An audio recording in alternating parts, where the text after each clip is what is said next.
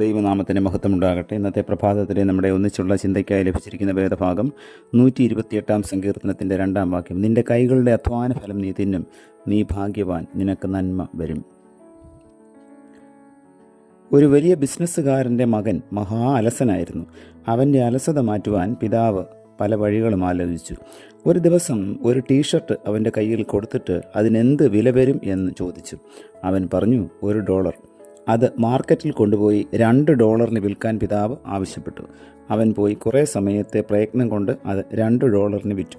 വീണ്ടും ഒരു ടീഷർട്ട് കൊടുത്തിട്ട് $20 വിൽക്കുവാൻ പറഞ്ഞു. ഷർട്ടിൻ്റെ മാഹാത്മ്യം വർണ്ണിച്ച് അവനത് $20 വിറ്റു. അടുത്ത ദിവസം മറ്റൊരു ടീഷർട്ട് $200 വിൽക്കുവാൻ പറഞ്ഞു. $200 അതെങ്ങനെ ചിലവാകും എന്ന് ചിന്തിച്ച അവൻ തൻ്റെ ഒരു സുഹൃത്തിനെ കൊണ്ട് അതിൽ ഒരു നല്ല കാർട്ടൂൺ വരപ്പിച്ചു. കാർട്ടൂൺ ഇഷ്ടമായിരുന്ന ഒരു കുട്ടിയുടെ നിർബന്ധപ്രകാരം അവൻ്റെ പിതാവ് അത് $200 വാങ്ങി. വീണ്ടും മറ്റൊരു ടീഷർട്ട് $2000 വിൽക്കുവാൻ പിതാവ് ആവശ്യപ്പെട്ടു. അത് സാധ്യമല്ലെന്ന് അവൻ അറിയാമായിരുന്നു, എങ്കിലും ശ്രമിക്കാം എന്ന് കരുതി.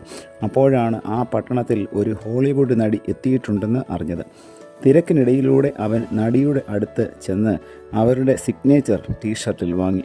എന്നിട്ട് ഒരു ജംഗ്ഷനിൽ ചെന്ന് അവനത് നിവർത്തി എല്ലാവരെയും കാട്ടി. വലിയ പ്രയാസമില്ലാതെ $2000 അത് വിറ്റു. അനന്തരം പിതാവ് ചോദിച്ചു, ഇതിൽ നിന്ന് നീ എന്തു പഠിച്ചു?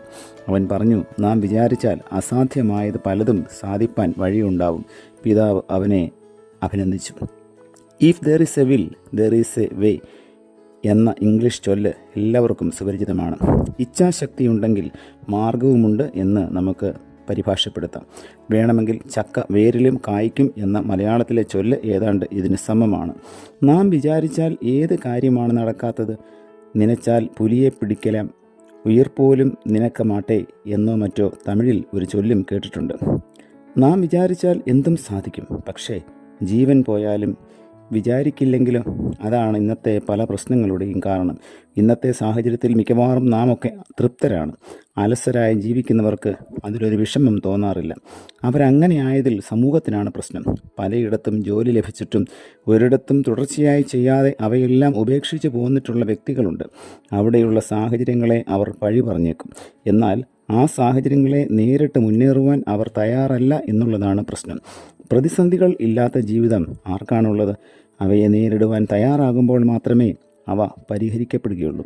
ഹിമാലയത്തെ കീഴടക്കിയ മനുഷ്യന് ഹിമാലയ സമമായ പ്രതിസന്ധികളെയും കീഴടക്കുവാൻ കഴിയില്ലേ? നിശ്ചയമായും കഴിയും. എന്നാൽ അതിനുള്ള നിശ്ചയദാർഢ്യം വേണം. വെറുതെ ആരും ഹിമാലയം കീഴടക്കിയിട്ടില്ലല്ലോ.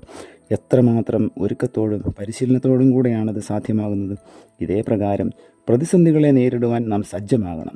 അങ്ങനെ ജീവിതം ധന്യമാക്കുവാൻ നമുക്ക് സമർപ്പിതരാവാം. പ്രാർത്ഥിക്കാം. പ്രിയ കർത്താവേ, ജീവിതത്തിലെ പ്രതിസന്ധികളെ അങ്ങയോടുകൂടെ നേരിടുവാനും അവയെ തരണം ചെയ്യുവാനുള്ള കൃപ ഈ പ്രഭാതത്തിലെ വചനധ്യാനത്തിലൂടെ ഞങ്ങളെ അവിടുന്ന് സഹായിക്കണമേ.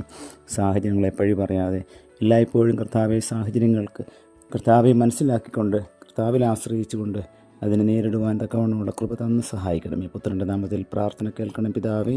ആമേൻ.